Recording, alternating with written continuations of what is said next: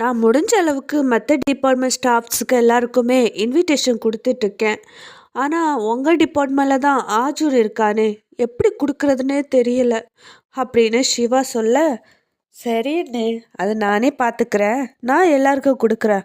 ஆனால் அந்த ஸ்ருதிக்கு மட்டும் நான் கொடுக்க மாட்டேன் அப்படின்னு கௌரி சொல்ல சிவா சிரிச்சான். கௌரி, இன்னும் நிறைய இன்விடேஷன் இருக்கு, எல்லாருக்கும் கொடுக்கணும், அதுவும் ஆர்ஜுனுக்கு தெரியாம. ஏதாவது ஐடியா இருக்கா அப்படின்னு கேட்டா சிவா. இதை கேட்ட கௌரி கொஞ்ச நேரம் யோசிச்சதுக்கு அப்புறமா, சிவா அண்ணே, எனக்கு ஒரு நல்ல ஐடியா இருக்கு. அர்ஜுன் யுவராஜ் சார் கூட இன்னைக்கு சீக்கிரமா வீட்டுக்கு அனுப்பி வச்சிருங்க.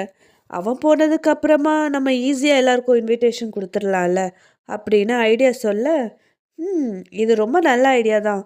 ஆனால் இதை பற்றி யுவராஜ் சார் கிட்ட யார் பேச போறா அப்படின்னு சிவா கேட்க, வேற யாரு, நீங்க தான்.